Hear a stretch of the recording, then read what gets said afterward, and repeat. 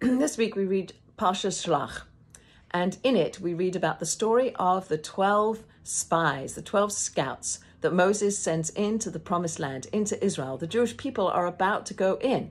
And before they go in, God gives them the mandate, gives them permission to send in people who will reconnoiter the land, see what it's like, come back and report about it so that they can then move in together and conquer the land with God's help.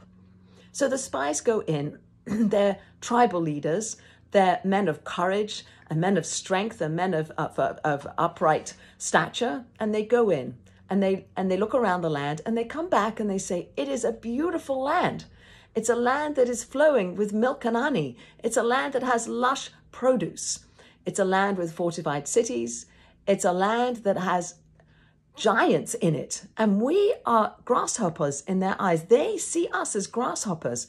And also, it's a land where it devours its inhabitants. They come back with what's given as a evil report. They speak ill. We can't do this. We can't go take over the land. There's giants there and they will devour us. We can't do it. And the people are fearful. And what the report does is create a mass hysteria in the camp, and everybody cries. All night they cry, but they don't cry to God. They just cry.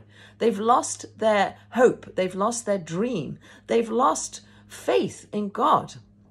And Rabbi Sachs says, faith isn't living with certainty. It's learning to live with uncertainty. God's on our side. The Jewish people apparently have not learned that God's on their side, even after God brought them out of Egypt and split the sea and beat the Amalekites that came to attack them and gave them the Torah and gave them food and gave them water and gave them protection in the desert. They've lost faith in God that God will help them, and they become fearful.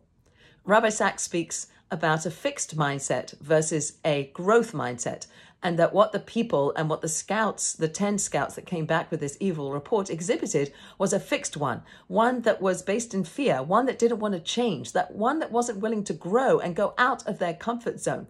They weren't willing to move into that new space. Were they fearful of death? Were they fearful of failure? Were they fearful of leaving behind the beautiful spiritual existence they had in the desert?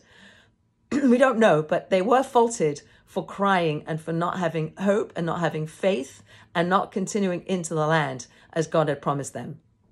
The growth mindset is one where we are willing to fail. If we're too fearful of failing and we don't attempt things, then we will, by definition, will fail. But if we are willing to fail, then we'll succeed because we'll try and we'll keep trying.